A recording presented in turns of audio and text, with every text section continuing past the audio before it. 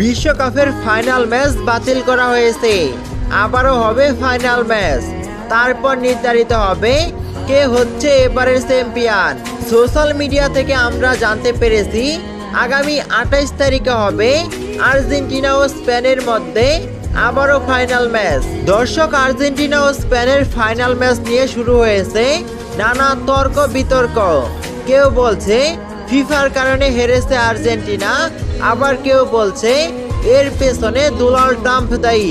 Dressing রুমে সেই ভিডিওটা ভাইরাল হবার পর অনেকেই বলাবলি করছে ড্রেসিং রুমে মেসিদের সাথে কিছু একটা হয়েছিল, যার কারণে আর্জেন্টিনাকে হারতে হয়েছে।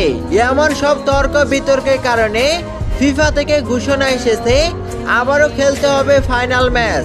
আগামী 28 তারিখে আর্জেন্টিনা ও স্পেনের আবারও খেলতে হবে। ওই ম্যাচে যে জিততে পারবে সেই হবে এবারে চ্যাম্পিয়ন। এমনটা হলে কেমন হবে?